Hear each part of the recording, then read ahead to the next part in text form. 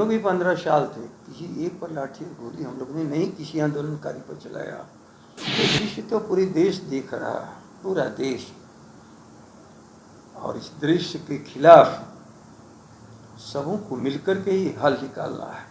वहाँ हजारों करोड़ की जो पूंजी लगी हुई है लोगों की, पसीने की कमाई, मेहनत की कमाई, जीवन भर की कमाई, अपने परिवार के साथ जिन्होंने थोड़ी सी सुविधा जुटाई थी, वह ढा देना बिल्कुल अमानवीय है। राजीव नगर और नेपाली नगर पूरा का पूरा इलाका रण क्षेत्र में तब्दील हो चुका है, मानो जंग का मैदान हो चुका है। पुलिसियां लाठी बरस रही हैं तो धारा 144 भी लागू है। 5 लोग से ज़्यादा इकट्ठा हुए तो सीधा का सीधा लालघर भेज दिए जाएंगे, यानी कि जेल भेज दिए जाएंगे, FIR दर्ज हो जाएगा। मगर सवाल यह है कि आखिर विपक्ष चुप क्यों है। जगदानंद सिंह ने वो तमाम बातें बताई हैं क्योंकि आज राजद के बिहार प्रदेश कार्यालय में राजीव नगर और नेपाली नगर के तमाम वो लोग पहुंचे थे जिनका मकान टूट रहा है, और जगदानंद सिंह ने उनसे मुलाकात की। मुलाकात के बाद जगदानंद सिंह ने पत्रकारों से बातचीत करते हुए कहा कि मुख्यमंत्री नीतीश कुमार ने आखिर किसे बख्शा है। हर कोई पर पुलिसिया लाठी मुख्यमंत्री नीतीश कुमार ने बरसाई है। जब उनसे सवाल किया गया कि नेता प्रतिपक्ष तेजस्वी यादव क्या मुख्यमंत्री नीतीश कुमार से इस विषय पर बातचीत करेंगे, क्या विपक्ष मदद करेगा राजीव नगर और नेपाली नगर के लोगों की, तो जगदानंद सिंह क्या कुछ कर रहे हैं, सबसे पहले आप वो सुनिए। अब जो उनकी परेशानी है, हम लोगों ने अब तक मीडिया के द्वारा, प्रिंट हो या आप लोग के द्वारा हम लोग जो जानते रहे हैं, वही व्यथा अपनी लोग यहाँ पर बोले। जिस व्यथा से और जिस पीड़ा से मुक्त होने का वो लोग प्रयास कर रहे हैं, हमने उनको कल एक रास्ता बताया कि भाजपा के उनके एक प्रतिनिधि हैं, पटना में ही 3-4 प्रतिनिधि भाजपा के ही लोग हैं, और इस महकमे का जिससे इन लोग का विषय है उसके मंत्री भी भाजपा के ही हैं। अब विषय तो भाजपा को हल करना है। यदि मुख्यमंत्री इसमें नहीं माने तो भाजपा को ही दबाव बनाना है।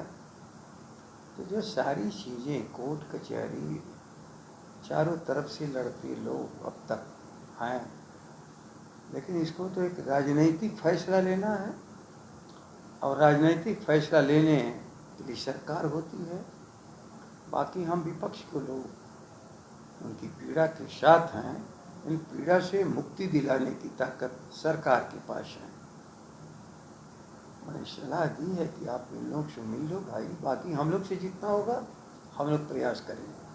आप लोग कहते हैं कि आप लोग गरीब गुरुओं की आवाज़ बनते हैं हमेशा और गरीब गुरुओं का साथ देते हैं। आपकी पार्टी भी गरीबों के हित में सोचती है। राजीव नगर और नेपाली नगर के लोगों की स्थिति अभी काफ़ी दयनीय है। छोटे छोटे बच्चे भूखे हैं। अब तक विपक्षी कोई भी नेता उन लोगों के पास नहीं गया है, मुलाकात नहीं करने पहुँचा है। ऐसा नहीं, कल भी मैं देखिए उनकी पीड़ा का संज्ञान लेना एक अलग बात है और पीड़ा दूर करना दूसरी बात है। संज्ञान तो हम लोग ले रहे हैं।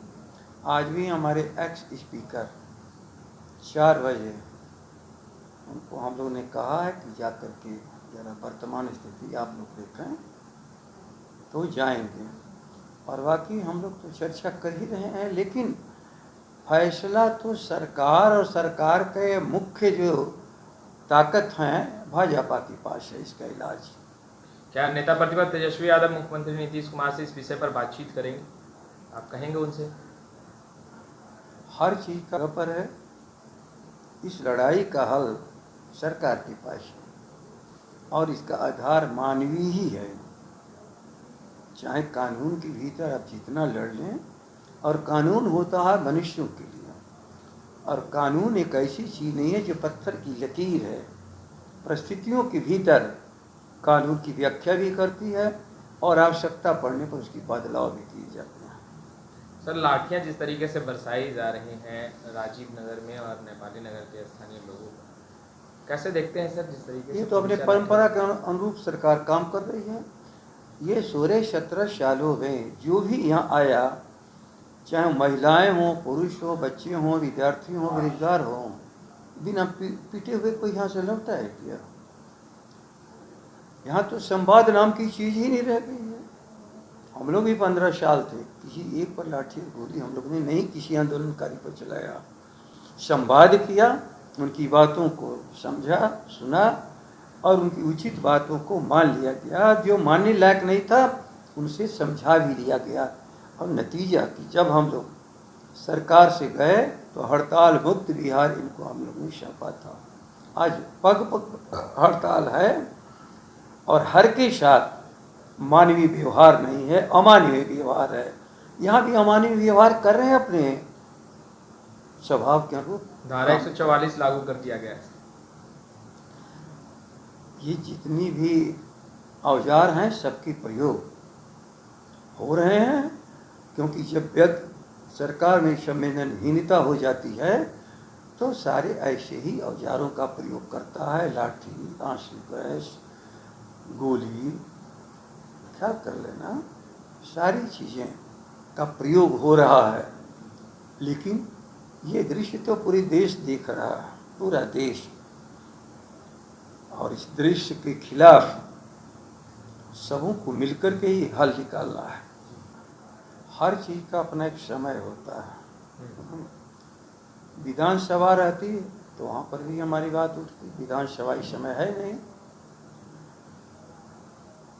और उनकी बात को जानना और हल करना, जानने के लिए हम लोग उनकी पीड़ा के साथ जुटे हुए हैं। लेकिन हल करने की ताकत सरकार के पास है। बात दबाव बनाने की है कि सरकार पर दबाव किस तरह से बनाए। भाई आप बताओ ना, दबाव का मतलब क्या है? दबाव का मतलब बताओ। आप जो बात कर रहे हैं, कल हमने यह कहा, हम लोग भी अपनी इच्छा जाहिर की है कि सरकार यहाँ उचित नहीं कर रही है। मानवीय आधार पर जो वहाँ हजारों करोड़ की जो पूंजी लगी हुई है, लोगों के पसीने की कमाई, मेहनत की कमाई, जीवन भर की कमाई, अपने परिवार के साथ जिन्होंने थोड़ी सी सुविधा जुटाई थी, वह ढा देना बिल्कुल अमानवीय है। तो आपने सुना राजीव नगर और नेपाली नगर में जिस तरीके से पूरा का पूरा क्षेत्र मानो जंग का मैदान बन चुका हो। धारा 144 लागू है और पटना में बवाल हो रहा है। बवाल हम इसलिए कह रहे हैं क्योंकि लगातार पुलिसिया लाठी बरसाई जा रही है, स्थानीय लोगों का गुस्सा फूट रहा है। और ऐसे में अब कहीं ना कहीं लोगों की उम्मीदें विपक्ष पर टिकी है। और यही कारण है कि राजीव नगर और नेपाली नगर के लोग जो हैं वो राजद कार्यालय पहुंचे थे, जगदानंद सिंह से मुलाकात की और जगदानंद सिंह ने भी आश्वासन दिया है कि जहां तक होगा आपकी आवाज़ सत्तापक्ष तक पहुंचाएंगे, सरकार तक पहुंचाएंगे। और साथ ही साथ ये भी कहते दिखाई दे रहे हैं कि अगर बिहार विधानसभा का सत्र चल रहा होता तो बेशक नेता प्रतिपक्ष तेजस्वी यादव मुख्यमंत्री नीतीश कुमार से और सरकार के समक्ष वो आपकी बातों को, आपकी समस्याओं को बेशक रखते, मगर क्योंकि सत्र नहीं चल रहा है, ऐसे में विपक्ष से जहां तक होगा आपकी मदद करेंगे। खैर, किस रूप में विपक्ष मदद करता है वो भी तस्वीरें हम आप तक पहुंचाते रहेंगे। अब तक आपने हमारे चैनल को सब्सक्राइब नहीं किया है, तुरंत सब्सक्राइब कर ले। आपका बहुत बहुत शुक्रिया।